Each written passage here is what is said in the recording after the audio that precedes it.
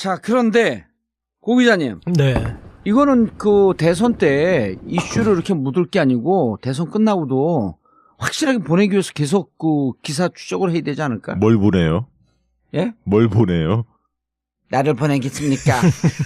그러니까 일단은 이제 우리의 어떤 경제제도 근간이 주주자본주의지 않습니까? 주주자본주의가 옳으니 그러니 그런 이제 논란도 있지만 우리는 회사의 주식이 주인이 주주고 그 주주의 손해를 끼치는 행위에 대해서는 예. 우리 경제 근간을 흔드는 거기 거죠. 때문에 대주주 이익을 위해서 다른 주주의 피해를 준 거에 대해서는 상당히 지금 이제 그 계속 다양하게 그런 스킬들이 개발되니까 법이 계속 그런 하지 못하도록 쫓아오고 있지 않습니까? 그런데 그런 그 결정적인 행위를 안철수 후보가 했다면 이 사안에 대해서는 나중에 명명백백히 밝혀져야 되고 그래서 그 뒤에 우리 주주자본주의의 어떤 큰 원칙을 지키기 위해서 확립을 해야죠. 이건. 저는요. 네. 저는요. 그 제 주장의 설득력이 있는지 한번 두 분 들어보세요.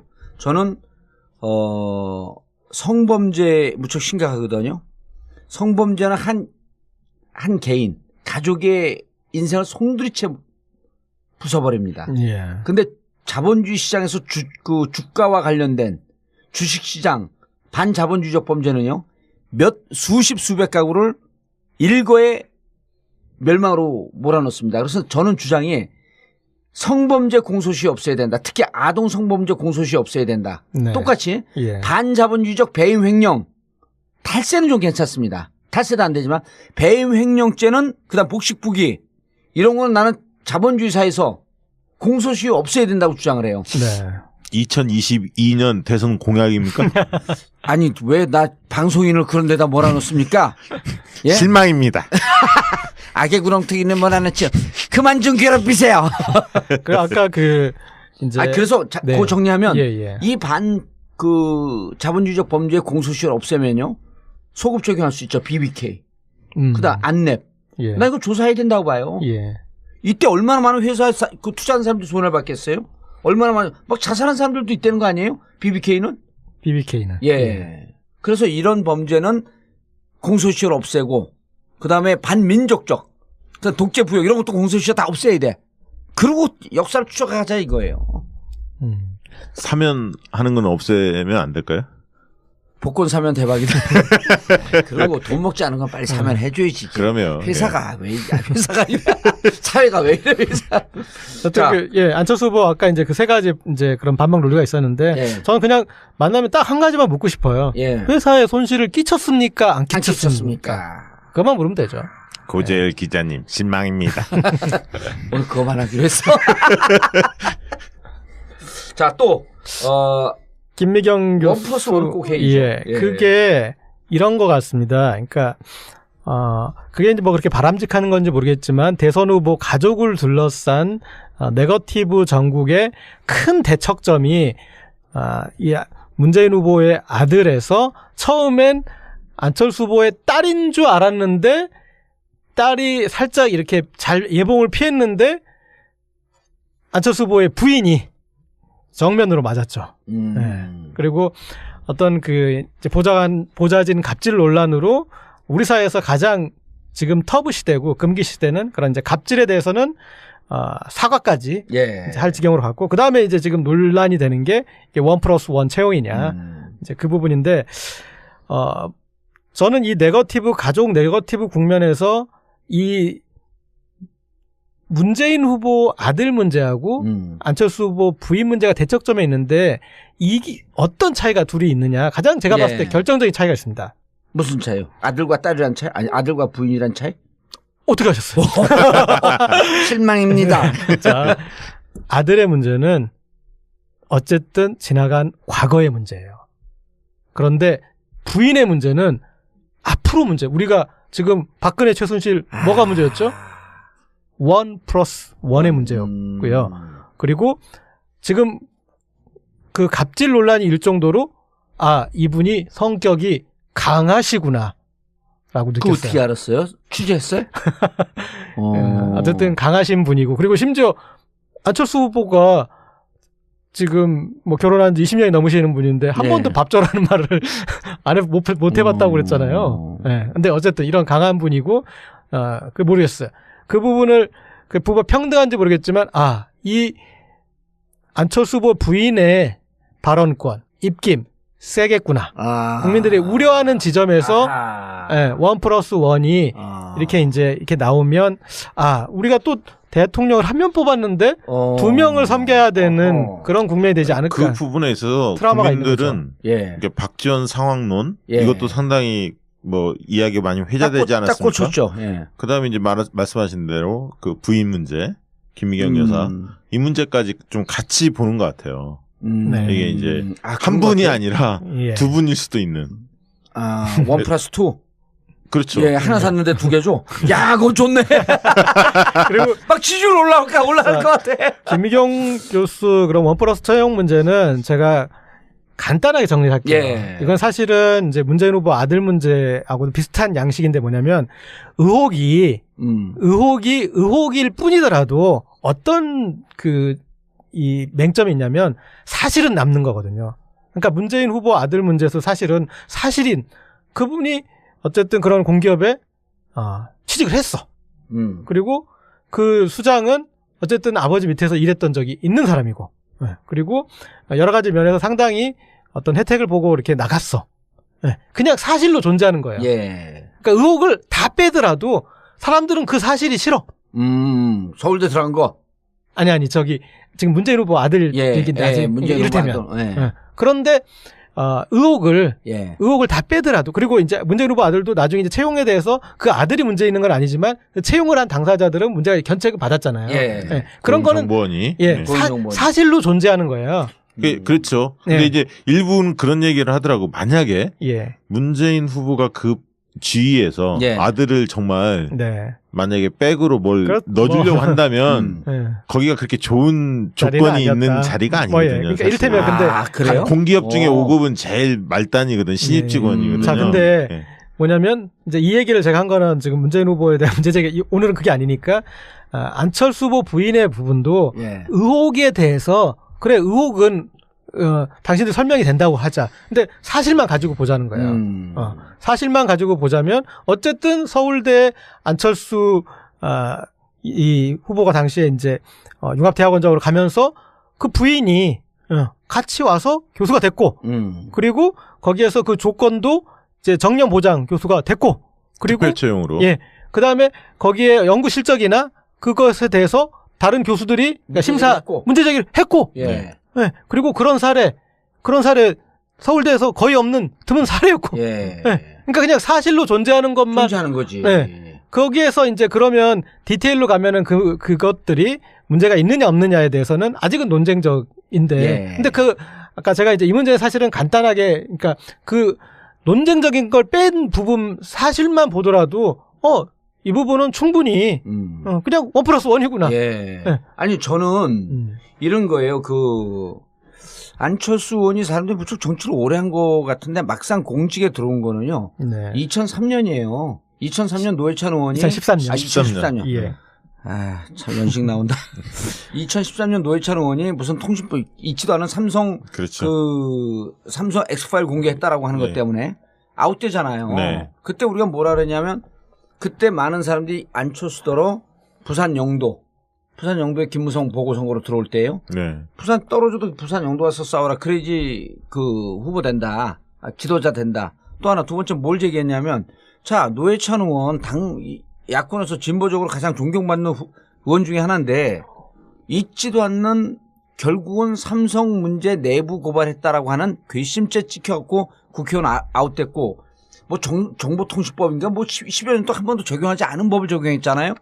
그런데 거기에 출마한다는 것, 거기에 야권이 후보를 낸다는 게 과연 이들이 노회찬 의원을 아웃시킨 것을 정당화하는 거 아니냐 하면서 거기 나가지 말라 그랬었어요. 근데 그거를 나갔단 말이에요.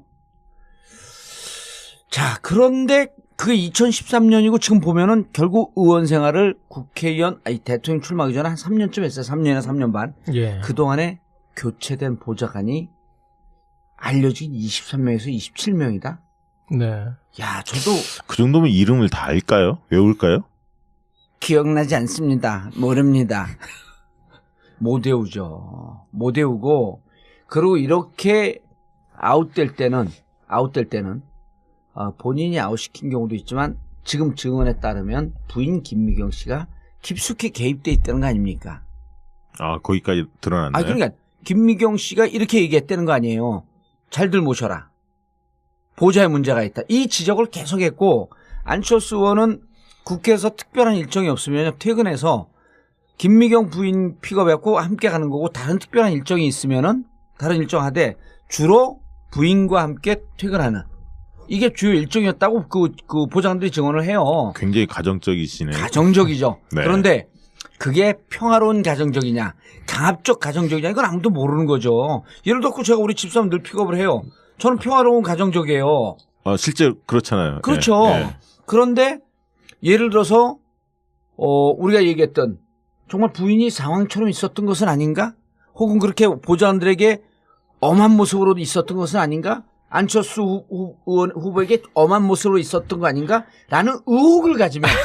그런데 제가 늘 얘기하잖아요. 그러니까 사실만 가지고도 잘 보세요. 아까 그 20일테면 한 4명이라고 23명 그런데 4년 잡아도 그러면 1년에 대충 6명 나오고 그렇죠. 그러면 몇 개월에 한 명씩입니까? 두 달에 한 명. 네. 두 달에 한 명씩은 나간 거죠. 예, 두 달에 한 명씩 나간 거죠. 두 달에 한 명씩 그러면 이제 그냥 그걸로 이 사회생활을 하신 이런 청취자분들은 다 알죠. 다 이렇게 그냥 파가실 것 같고 거기서 상황이 이렇게 너무 넘겨짚고 근데 이제 채용 의혹도 채용 의혹인데 실질적으로 그 김미경 여사가 보좌관들에게 사적인 일을 막 시켰잖아요. 그건 이미 언론에 다 나왔으니까. 그러니까 그 부분에 대해서 굉장히 분노하더라고요. 실제로 시민들은 채용 의혹에 대해서는 그랬을 것이라는 생각들은 같지만 그것에 대해서 그렇게 감정적으로 오지는 않는데 특히 이제 저 사적으로 그렇게 한 부분에 대한 최순실이라는 부분을 우리가 경험해봤기 때문에 이 공사 구분이 안 되는구나, 공적 마인드가 없구나라는 부분에 대해서 특히 안철수 후보가 의원 시절에 그걸 알았다는 거 아닙니까? 드러난 내용들을 보면 그렇죠. 그러면서도 그것을 제어하지 않았기 때문에 공적 마인드가 없음. 네, 그 부분에 대해서 오히려 더 크게 보더라고요. 우리가 이제 그 군대 이 제대하신 분들은 알죠. 생각날 거예요. 네, 사단장 부인. 사만들. 저는요. 이번에 이 안철수 의원 그 부인이 사사로운 일 시키고 보좌진들에게 갑질했다 그러는데 술을 먹다 우리 집사람이 저한테 너무 고맙다는 거예요. 그리고 우리 처남이 저를 한 10년 이상 욕을 하고 있었대. 그 나는 내가 그렇게 공적 인물인지 몰랐던 거야. 뭐냐면 이해찬 총리가 2005년도인가 2004년도에 총리가 되잖아요. 국회의원 되고 바로 총리가 되거든요. 그러니까 그때 열린우리당 의원들을 한 10명 정도 초청을 했어요. 국회 그 총리 공간에 산다고. 그래서 저더러 제 수행비서를 국회에서 월급을 받는 수행비서를 좀 빌려달래요. 대달래 들어간다고. 그래서 제가 너무 이상해갖고 아니 당신이 국회의원도 아닌데 왜 국회에서 급여를 주는 수행비서를 당신이 데리고 가냐. 그랬더니 다른 사모님도 어디 갈 때 다 데리고 오던데요. 그러는 거예요. 그러니까 남편들이 운동권 출신이라서 좀 어렵게 지내다 보니까 부인 어디 간다 그러면 좀 안쓰러워갖고 대줬던 것 같아. 근데 저는 생각을 해봤더니 이 양반이 국회의원도 아니고 국민 세금으로 월급을 주는 이 수행비서를 왜 데려다 쓰지? 단순히 이렇게만 생각한 거예요. 그냥 노했거든. 그러니까 우리 집사람이 울면서 우리 처남한테 전화했고 야 너라도 나 운전시켜줘라고 자기 차로 들어간 거예요 거기를. 갔더니 자기 혼자만 처남이 운전을 하고 왔더래. 다 국회의원 수행비서들이 왔고 그때 갔다 왔고 진짜 한 일주일 동안 복귀했는데 제가 계속 그랬죠. 당신 국회의원 아니지 않냐. 이건 세금이다. 그러고 나서 한 달 정도 있다가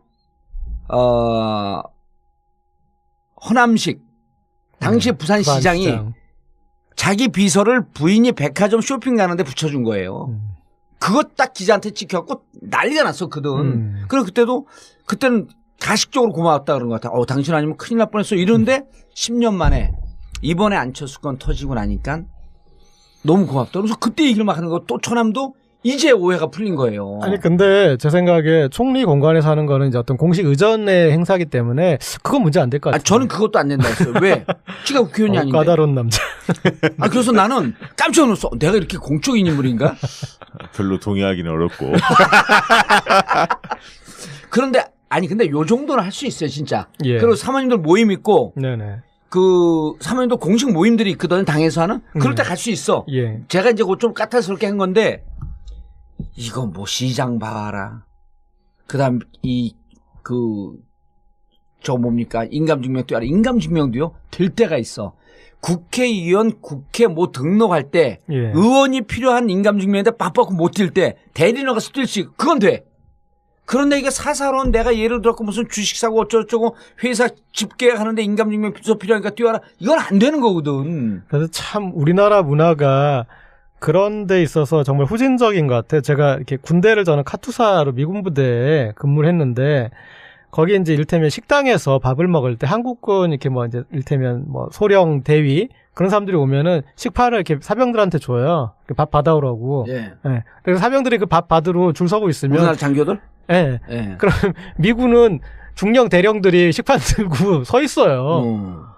그러면 정말 가서 그 식판으로 내가 저 한국군 소령대위들 이렇게 대가리 한번 후리고 정말 어디 영창이라도 갈까 그 생각 들 정도로 정말 한심해 보이더라고요.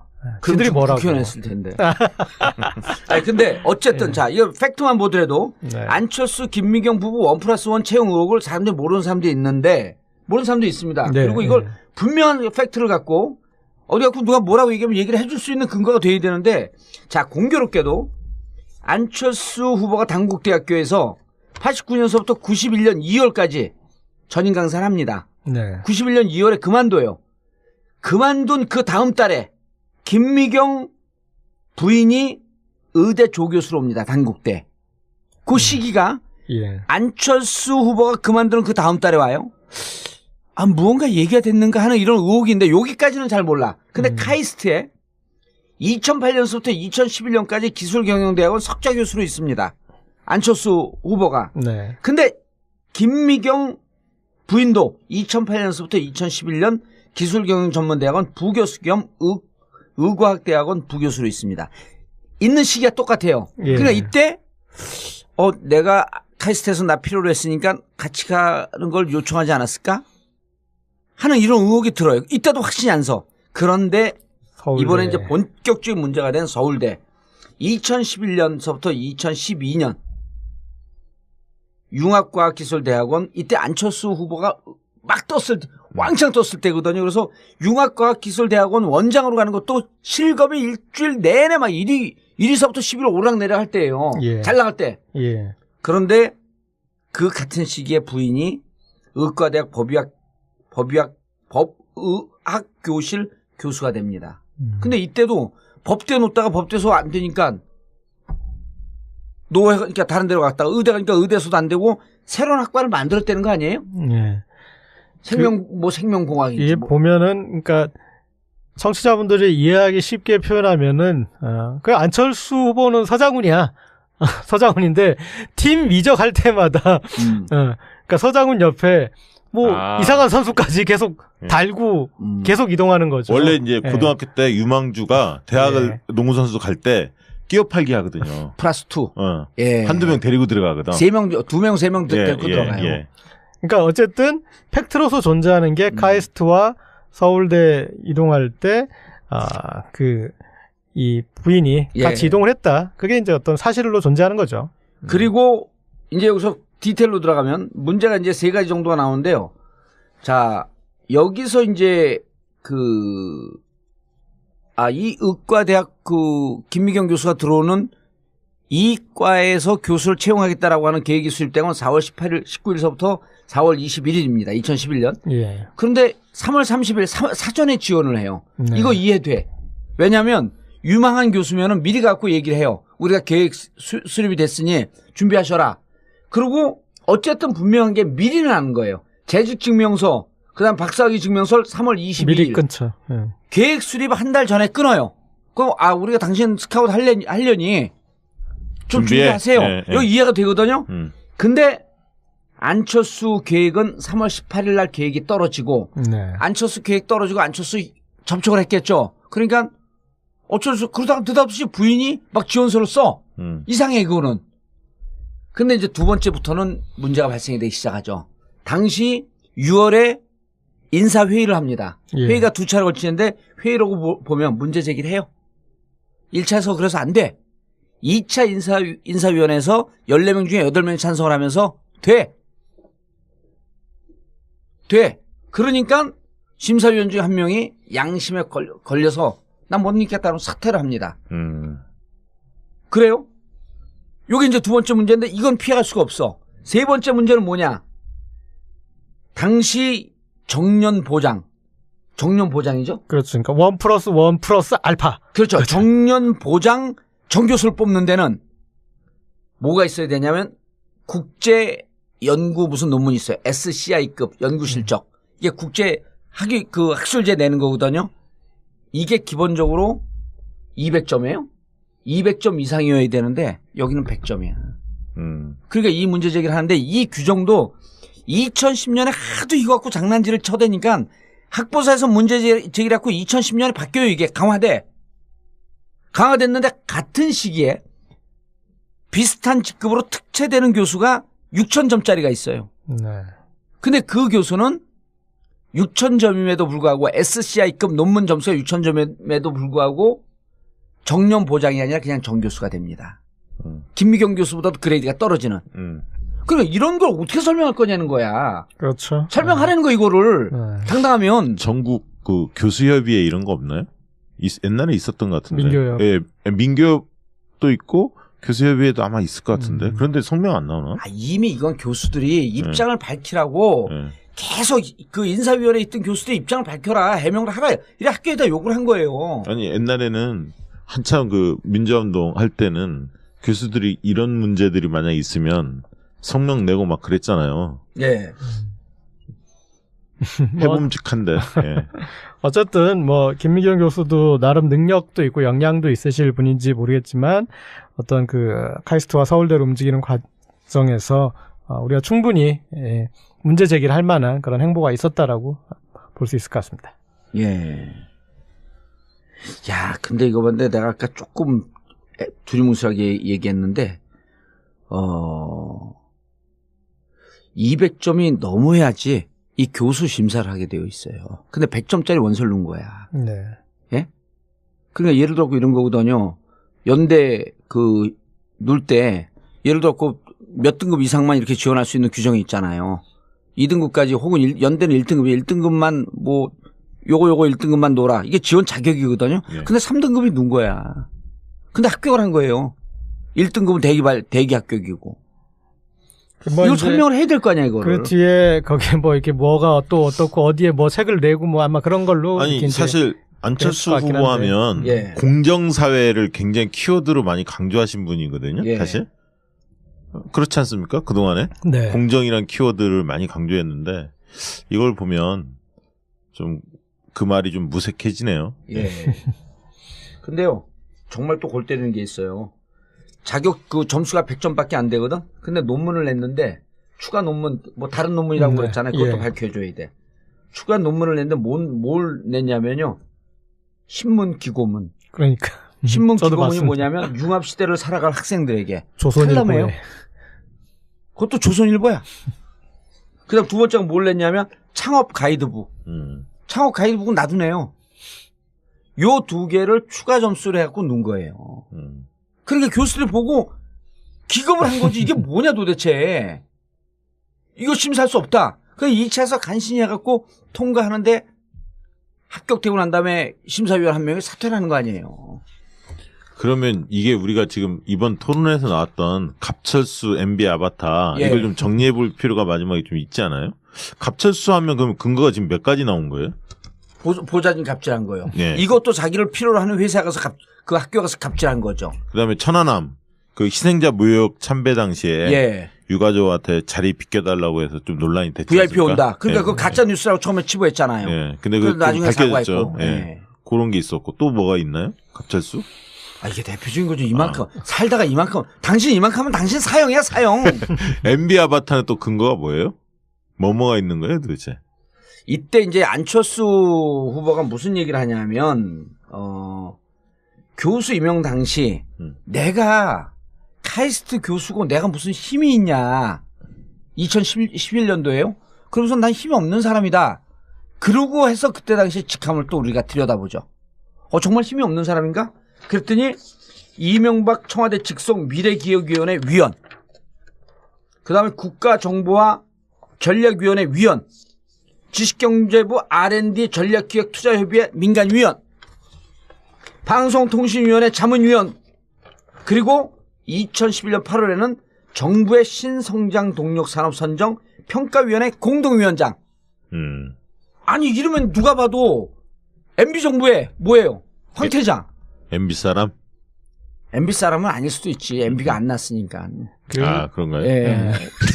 원 플러스 원 채용 관련해서는 2012년 이제 국정감사, 서울대 국정감사 할 때도 예.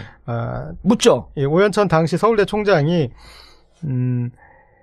김미경 교수 채용과 안철수 원장 채용은 별개로 진행을 됐지만 두 사안이 서로 연결돼 있다는 점을 인정했고, 예, 그래서 안 후보 채용이 김 교수를 채용하는데 동기부여가 됐다는 식으로 예, 동기부여라는 표현으로 했었고요. 그리고 또 당시 이제 강대희 서울대 의대 학장은 안 후보가 서울대 교수로 오며 부인을 데리고 온 케이스는 외국에서는 흔하지만 한국에서는 드문 일이 맞다. 그리고 이런 채용이 익숙하지 않은 상황에서 교수들 사이에 무리하게 김 교수를 데려오는 것 아니냐는 우려가 나온 것은 사실이다. 네. 이런 것들이 다 사실로서 존재하는 거죠. 그리고요, 그때 당시 이제 2011년에 심사위원들이 최근에 이게 최근에 안민석 의원실에서 이 자료를 공개했어요. 그때는 2011년도 2012년 문제될 때는 그때 그 안철수하고 이제 같은 동반자 관계였으니까 아마 이게 공개하지 않았던 것 같은데 모르겠어요. 왜 공개하지 않았는지.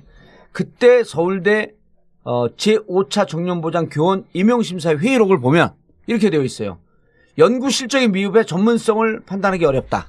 추천할 경우 정년보장 정교수에 추천할 경우 위원회 심사 기준에 대한 내부적인 비판과 정년보장 심사 기준에 대한 대정 논란이 발생할 가능성이 높다. 그리고 이는 연구 실적이 미흡한 심사 기준에 맞지 않는 사람을 임명해서는 안 된다는 심사위원들의 자기 고백이 나온 거예요. 그럼 왜 채용했습니까? 이런 사람을 물어야 될 거 아니에요. 그리고 당신은 이렇게 멀쩡한데 그리고 아무 권한이 없다 그러는데 MB 정부의 직책이 5개야. 묻고 싶지 않아요? 공적 마인드가 없는 사람인 것 같아요. 일단 뭐 맑은 영혼을 가진 사람이라고 보기에는 좀 석연치 않은 부분들이 맑은 많이... 영혼은 저기 네. 최순실 씨가 좋아하는 아니 옛날에 제가 맑은 영혼의 소유자라 그랬거든요. 그래. 낙검수 때 그더라고. 그게 아니야 옛날에 저 참여정부 때 예. 이호철 민정수석 나중에 했던 분 국정상황실장 했던 예. 그 양반이 원래 이제 맑은 영혼 뭐 이런 얘기 나왔었죠. 옛날에 노무현 대통령이 그런 얘기 했었죠. 예. 안철수가 맑은 영혼이라고? 아니요. 어쨌든 지금 나온 이런 얘기는 이게 우리가 팩트에 기초하고 얘기한 거 아니에요. 네네. 안 그러면 고재열 기자 감옥 가요. 난 한 얘기가 별로 없어. 오늘 기억이 안 나. 저는 더 조심스럽게 했는데. 원래 진행자가 다치는 거예요? 그래요? 그러면 정권이 바뀌어도? 가본 사람이 더 가봤다. 알겠습니다. 오늘 제기했던 이 비판, 특히 안내 부분, 그리고 이 김미경 씨 건도 사실은 꼼꼼하게 안 나왔어요. 네. 얘기들이. 이 부분에 대해서 안철수 후보가 밝히지 않으면 만약에 뭐 그럴 일은 없지만 자기한테 유리하게 돼도 이거는 두고두고 문제가 될 거죠. 그리고 저는 이번에 정권이 교체가 되면 특히 반자본주의적 범죄, 배임 횡령, 그다음 복식부기 이 부분에 대해서 나는 공소시효를 없애는, 공소시효를 연구하는, 그리고 그것은 소급 적용하는 2000년 이후에. 네. 그러면 2000년 이후에 그럼 BBK 들어가나요? 안 들어가나? 2022년에 하실 일이 많네요. 예. 2022년 전 방송해야죠. 그때까지 6년 앞으로 5년 나오네 방송하려면. 60 넘어가잖아요 그때는. 무슨 60에 이제 방송 쉬실 나이 아니에요. 그 댓글 봐요. 박시영 개 셔쉬 그러고 정봉주 나이 얘기 좀 그만. 직접 쓰신 거 아니에요? 나는 사실은 댓글 달 줄 몰라요. 동생 뻔뻔해갖고. 알겠습니다. 안철수 후보의 검증. 문제될 거 있나요? 고재열 기자님. 저는 이번 대선이 국민들이 이런 것까지 다 또 감안해서 판단을 내리실 것 같습니다. 알겠습니다. 정봉주 전국구 마치겠습니다. 감사합니다. 네, 감사합니다. 할 지경으로 갔고, 그 다음에 이제 지금 논란이 되는 게 1+1 채용이냐. 이제 그 부분인데, 저는 이 가족 네거티브 국면에서 이 문재인 후보 아들 문제하고 안철수 후보 부인 문제가 대척점에 있는데, 어떤 차이가 둘이 있느냐. 가장 제가 봤을 때 결정적인 차이가 있습니다. 무슨 차이요? 아들과 딸이란 차이? 아니, 아들과 부인이란 차이? 어떻게 하셨어요? 실망입니다. 자, 아들의 문제는 어쨌든 지나간 과거의 문제예요. 그런데 부인의 문제는 앞으로 문제. 우리가 지금 박근혜 최순실 뭐가 문제였죠? 1+1의 문제였고요. 그리고 지금 그 갑질 논란이 일 정도로 이분이 성격이 강하시구나 라고 느꼈어요. 그거 어떻게 알았어요? 취재했어요? 어쨌든 강하신 분이고, 그리고 심지어 안철수 후보가 지금 뭐 결혼한 지 20년이 넘으시는 분인데 한 번도 밥줘라는 말을 못 해봤다고 그랬잖아요. 근데 어쨌든 이런 강한 분이고, 모르겠어요. 그 부분을, 그 부부가 평등한지 모르겠지만, 이 안철수 후보 부인의 발언권, 입김, 세겠구나. 국민들이 우려하는 지점에서 1+1이 이렇게 이렇게 나오면, 우리가 또 대통령을 한 명 뽑았는데 2명을 섬겨야 되는 그런 국면이 되지 않을까. 그 부분에 있어서 국민들은 박지원 상황론 이것도 상당히 뭐 이야기가 많이 회자되지 않았습니까? 딱 꽂혔죠. 그다음에 이제 말씀하신 대로 그 부인 문제, 김미경 여사 이 문제까지 좀 같이 보는 것 같아요. 이게 이제 한 분이 아니라 두 분일 수도 있는. 1+2. 그렇죠. 하나 샀는데 두 개죠. 거기에서 그 조건도 이제 정년 보장 교수가 됐고, 그리고 특별 채용으로. 그다음에 거기에 연구 실적이나 그것에 대해서 다른 교수들이 심사 문제 제기를 했고. 그리고 그런 사례 서울대에서 거의 없는 드문 사례였고. 그러니까 그냥 사실로 존재하는 것만 존재하는 거지. 거기에서 이제 그러면 디테일로 가면은 그것들이 문제가 있느냐 없느냐에 대해서는 아직은 논쟁적인데. 근데 아까 제가 이제 이 문제는 사실은 간단하게, 그러니까 그 논쟁적인 걸 뺀 부분 사실만 보더라도 이 부분은 충분히 그냥 1+1이구나. 아니 저는 이런 거예요. 그 안철수 의원이 사람들이 무척 정치를 오래 한 것 같은데 막상 공직에 들어온 거는요. 2003년이에요. 2003년 노회찬 의원이 2013년. 2014년. 참 연식 나온다. 2013년 노회찬 의원이 무슨 통신부 있지도 않은 삼성 삼성 엑스파일 공개했다라고 하는 것 때문에 아웃되잖아요. 그때 우리가 뭐라 그랬냐면, 그때 많은 사람들이 안철수더러 부산 영도에 김무성 보궐선거로 들어올 때요. 부산 떨어져도 부산 영도 와서 싸워라. 그래야지 그 후보 된다. 지도자 된다. 또 하나, 두 번째 뭘 제기했냐면, 자, 노회찬 의원 야권에서 진보적으로 가장 존경받는 의원 중에 하나인데, 있지도 않는 결국은 삼성 문제 내부 고발했다라고 하는 괘씸죄 찍혀갖고 국회의원 아웃됐고, 뭐 정보통신법인가 뭐 10여 년 동안 한 번도 적용하지 않은 법을 적용했잖아요. 그런데 거기에 출마한다는 것, 거기에 야권이 후보를 낸다는 게 과연 이들이 노회찬 의원을 아웃시킨 것을 정당화하는 거 아니냐 하면서 거기 나가지 말라 그랬었어요. 근데 그거를 나갔단 말이에요? 아니, 왜 나 방송인을 그런 데다 몰아넣습니까? 실망입니다. 악의 구렁텅이는 몰아넣죠. 그만 좀 괴롭히세요. 아까 이제. 그래서 그거 정리하면 이 자본주의적 범죄의 공소시효를 없애면요. 소급 적용할 수 있죠. BBK. 그다음 안랩. 나 이거 조사해야 된다고 봐요. 이때 얼마나 많은 회사에 투자하는 사람들이 손해를 받겠어요? 얼마나 많은, 막 자살한 사람들도 있다는 거 아니에요? BBK는? 그래서 이런 범죄는 공소시효를 없애고, 그 다음에 반민족적, 독재 부역 이런 것도 공소시효 다 없애야 돼.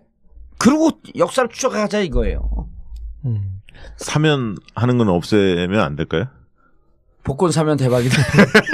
그리고 돈 먹지 않은 건 빨리 사면해줘야지. 그러면 회사가 사회가 왜 이래 회사. 안철수 후보 아까 이제 그 세 가지 이제 그런 반박 논리가 있었는데 저는 그냥 만나면 딱 한 가지만 묻고 싶어요. 회사에 손실을 끼쳤습니까? 안 끼쳤습니까? 그것만 물으면 되죠. 고재열 기자님 실망입니다. 오늘 그거만 하기로 했어.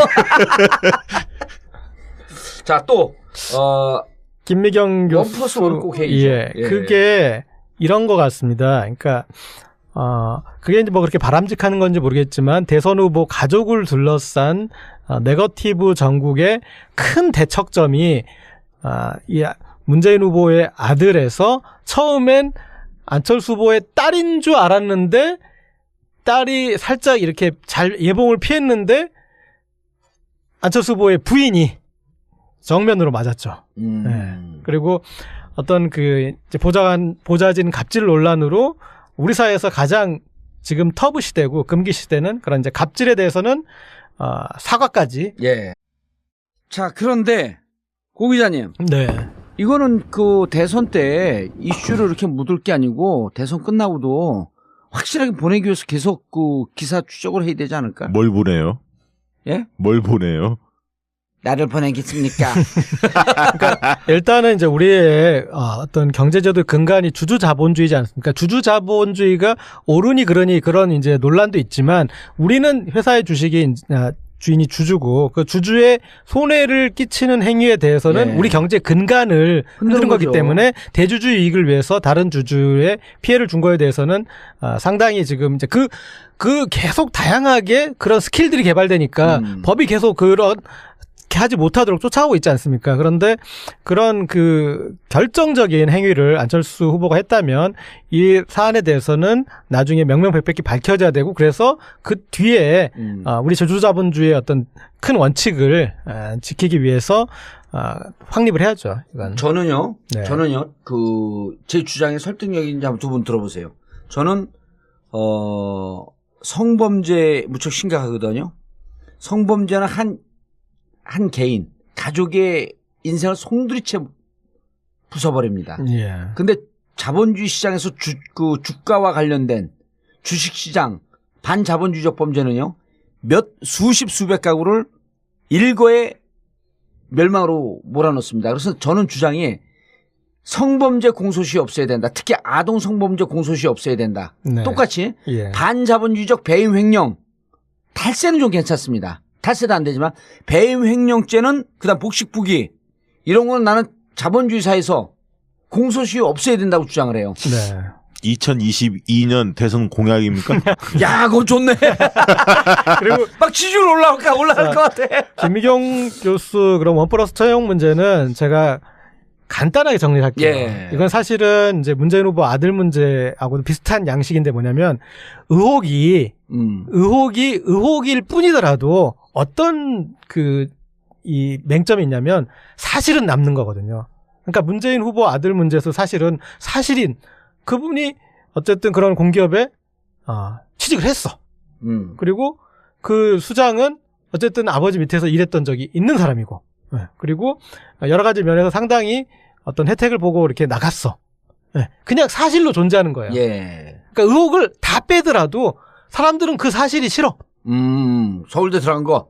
아니 지금 문재인 후보 아들 얘기인데 문재인 이를테면. 후보 아들. 그런데 의혹을 다 빼더라도 그리고 이제 문재인 후보 아들도 나중에 이제 채용에 대해서 그 아들이 문제 있는 건 아니지만 그 채용을 한 당사자들은 문제가 견책을 받았잖아요. 그런 거는 정보원이 사실로 존재하는 거예요.